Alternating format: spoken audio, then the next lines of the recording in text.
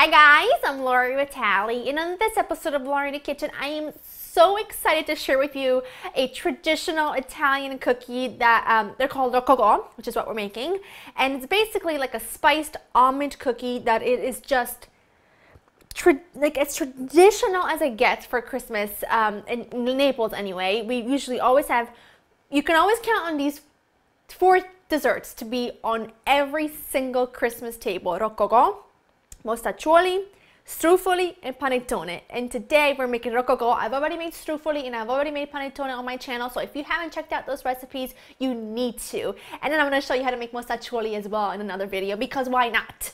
These are so fantastic and easy, a staple, and I'm just thrilled to share them with you. Let me take you over the ingredients so we can get this thing started. You'll need some ground almonds, some salt, some cinnamon, cloves, black pepper, nutmeg, baking powder, baking soda, all-purpose flour, granulated sugar, eggs. These are some just toasted almonds that I've chopped, some lemon and orange, water, and a little bit of egg wash. Now, optional, you could add some candied citrus to this if you wanted to. I sometimes do, depending on whether I have it on hand or not. Today, I don't have it on hand, but this is perfectly fine. Now, these are going to be like ring-shaped cookies. They're not moist, they're not chewy, they are rock hard, but that's just what they are, and there's just a staple. So let's get started. I've got everything combined here. Now I know this sounds a bit weird, you know, being that there's spices in here and water, and you're thinking this is just gonna be a mess, but if you are Italian, now if you're from Naples anyway, because I know for sure that this is a Naples thing, I don't know if all over Italy does it, but I mean, this is as authentic as it gets. And you know, when I was younger, I used to not like these because when I lived in Italy, I just didn't think very much of it. But now, you know, but they always used to be on every single table around the holidays because it is the holidays.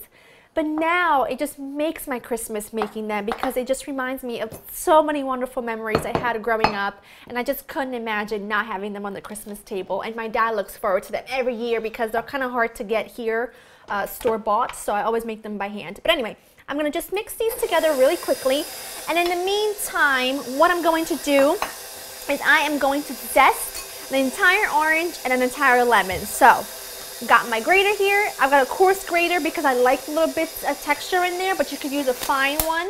And I'm just going to zest both of these and get them ready to go into our dry ingredients. Get everything off, and I'm going to put all of my zest in my dry ingredients, and this is such a classic combination for me.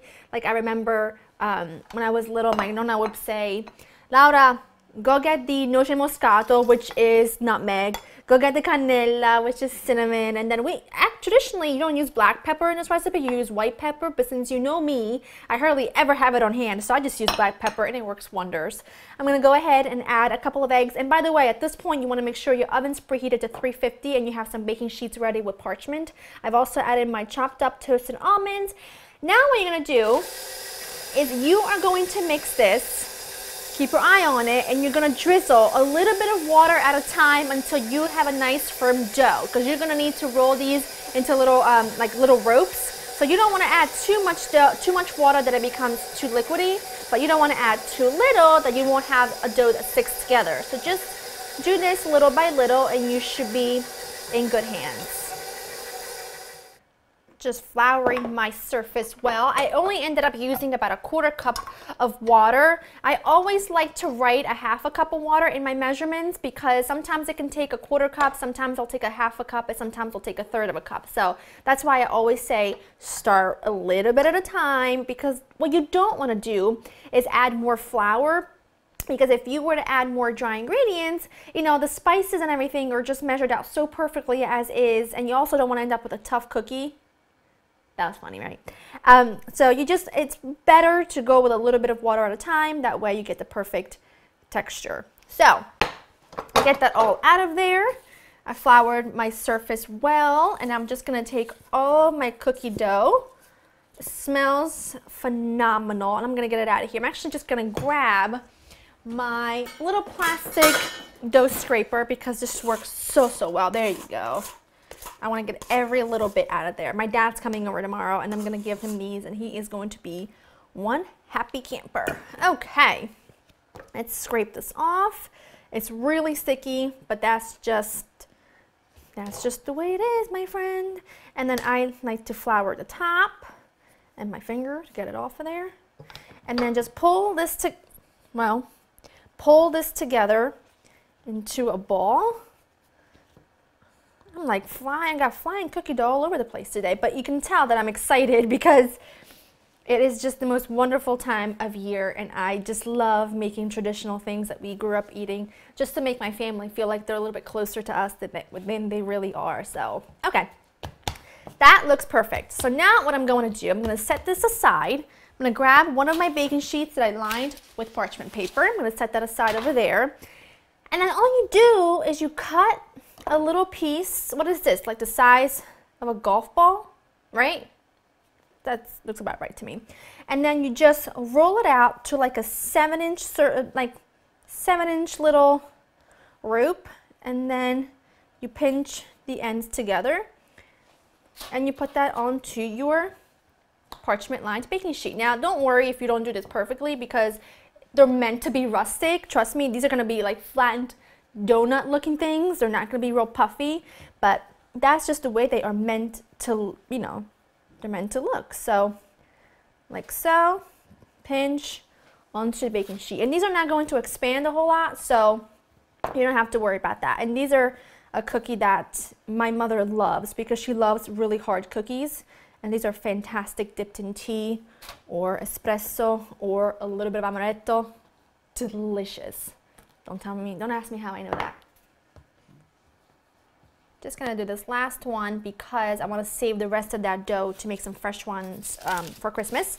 Now what you're gonna do is you're going to brush the tops of these with some egg wash, and this is actually pretty important for the look, and because it's, you know, it gives them, my mom used to say, so dorati, like a golden look to them, and like all cracked on top. You'll see when they're done. I just feel like I can't describe them because they're so neat and original and different, but so good.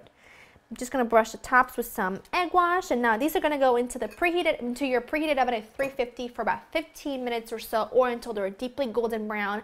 Then they need to cool completely, otherwise they're gonna be so soft. But once they're cooled, they'll be the perfect texture. So in they go for 15 minutes, and then we'll let them cool. My Rococo baked, and they are perfect. This is what they should look like. They do spread out quite a bit, I'm not gonna lie. The smell is out of this world, just Christmas, and Christmas as Christmas gets.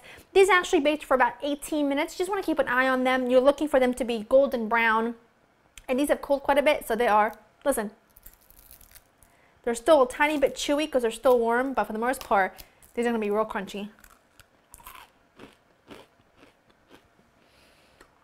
Perfect. My dad is going to be so happy tomorrow. I got a perfect tray to put these on that are going to remind him of Christmas back home. To get this recipe, go to laurainthekitchen.com. I hope you enjoy spending time with me. Let me know if you are familiar with Rococo and how you like them. I'll see you next time. Buon Natale!